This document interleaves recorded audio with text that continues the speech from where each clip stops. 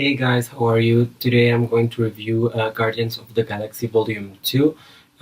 It was one of the MCU movies that I hadn't seen yet because to be honest, I wasn't that impressed with the first one. I mean, the first one was really entertaining, but I didn't see that in theaters either because I didn't know anything about the Guardians of the Galaxy, and I wasn't interested. And to be honest, the fact that it was Marvel that was making the movie wasn't enough for me to go and see it. I needed something else. So I just didn't watch the first one and just didn't watch the sequel on theaters. I wanted to wait until it was available for home format, if you will, or home entertainment or whatever.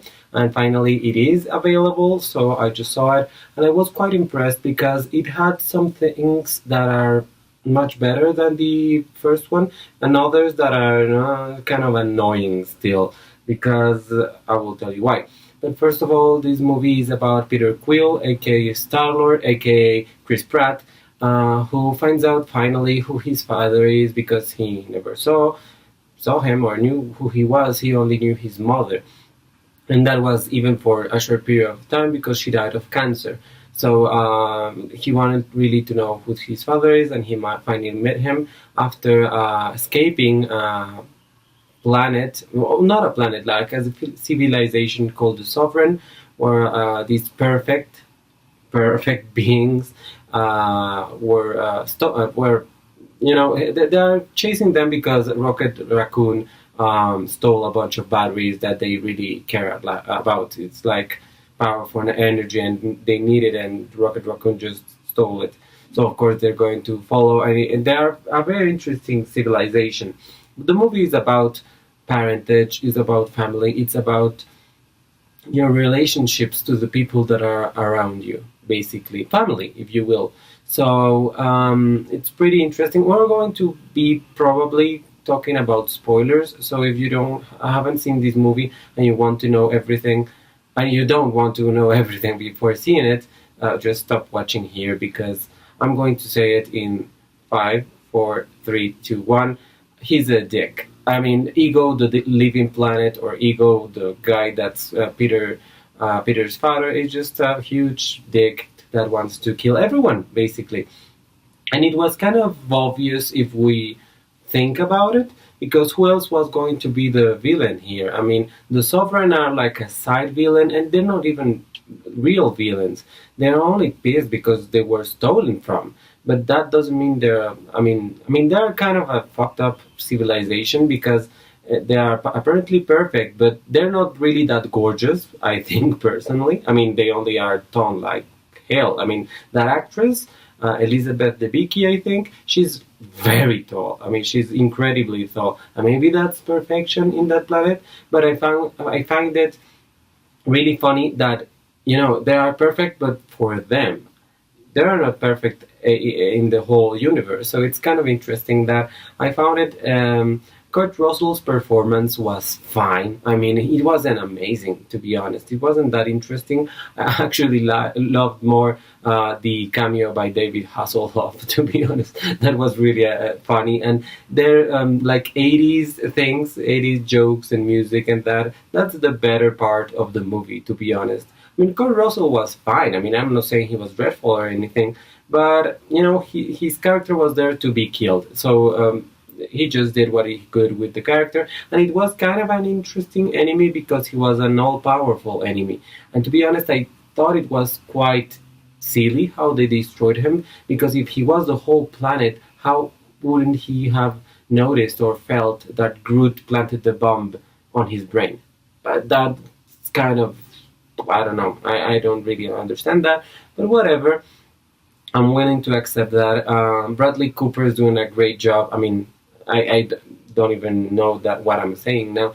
Bradley Cooper is doing a great job as Rocket Raccoon. I really don't like Bradley Cooper. I think he's so overrated. But he's great as Rocket Raccoon, to be honest. He really does. And mainly because I don't even know it's him, to be honest. I mean, his voice sounds so different, so I don't care. Baby Groot is adorable. I mean, my mom watched the movie and she was like, I want a Baby Groot plushie or something, because she really loved the character. well, it's Gamora, and I love the interaction between Gamora and Nebula. That was very, very interesting, and it's like a side thing besides everything that's happening with Star Lord and Ego and Yondu. So it's like that triangle there, and then it's Nebula and Gamora, and then it's Gamora and Star Lord, and then it's Drax and Mantis, and it's all really interesting because I think Nebula is really a cool character because you actually understand her in this movie. In the last movie, she was like kind of like she just wanted to kill her sister. That's it. She was an assassin, and that was it for her. I mean, she wasn't really that interesting. But in this movie, she is because you finally understand that she's like that because her father tortured her. I mean, he really tortured her in the most disgusting way possible.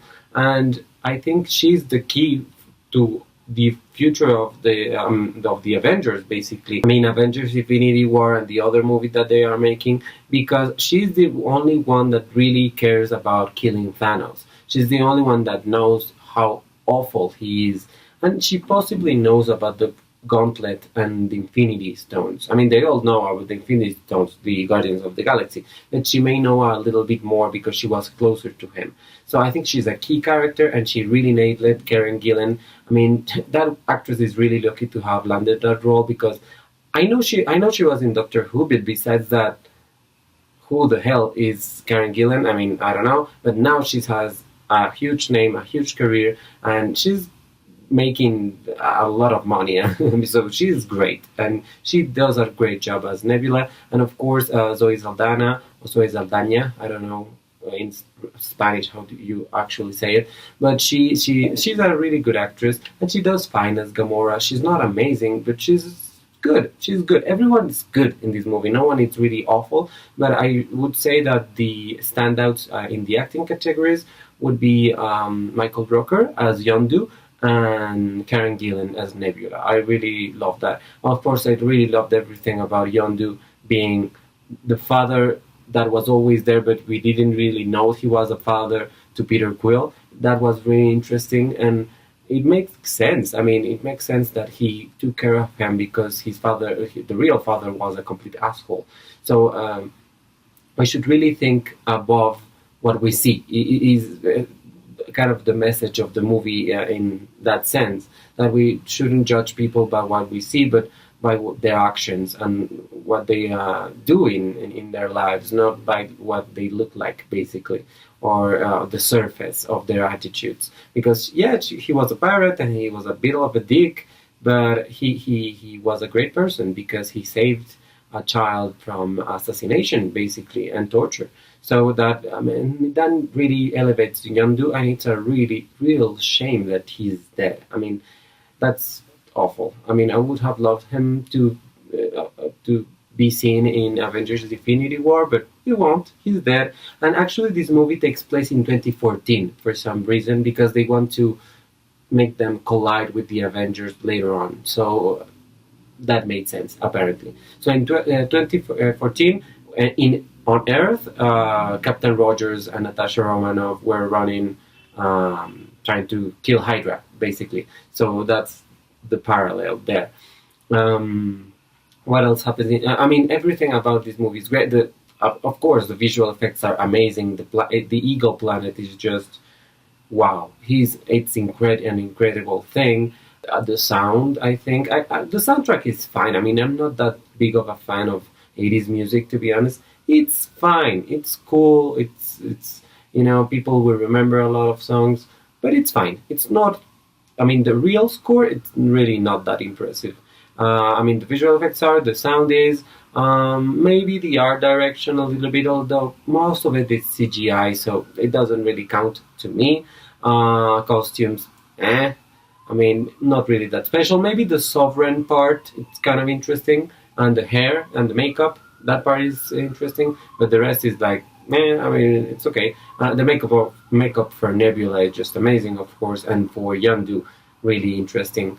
I don't really think that there is much else to say about this movie. It's a really great brand in the Marvel universe, and it's really interesting that they are trying to build it even further by showing us the first Guardians of the Galaxy, whose leader is Sylvester Stallone, which is kind of amazing and kind of weird also, because I wouldn't have never expected Sylvester Stallone to be in a Marvel movie, but here he is, and he has a great team with Michelle Yeoh and Vin Rames and Miley Cyrus for some strange reason. Miley Cyrus, who would have thought? And it has been hinted that them and Adam Warlock, who was also hinted at in one of the scenes, post-credit scenes, all of them are going to be in Guardians of the Galaxy Volume 3, which doesn't really have a date yet, but apparently it would come out at the end of 2019 or 2020. So I think 2020 is more of a bet for this movie, because you have to really make people wait a little bit, and they are going to, we are all going to see Guardians of the Galaxy next year in Infinity War, and in 2019 in the sequel to Infinity War, sequel that we don't even know the name of, Avengers 4, so we won't really miss them that much, to be honest. So 2020, I think it's safe to say it will be the Guardians of the Galaxy Volume 3 movie, and it's the only movie with Spider-Man 2 who's going to be part of Phase 4 of the Marvel Universe. So these guys are staying with Mantis and with the old Guardians of the Galaxy, and Spider-Man. And who else? Let's see who survives Infinity War next year. But the movie was actually pretty good. I would really recommend it. It's entertaining. It's not that long, which is kind of amazing.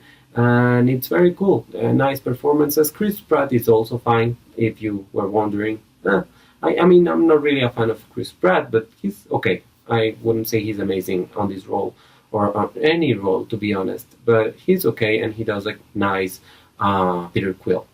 So thank you so much for watching this video.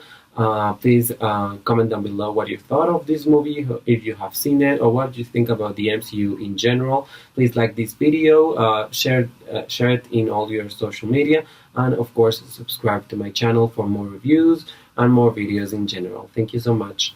Goodbye.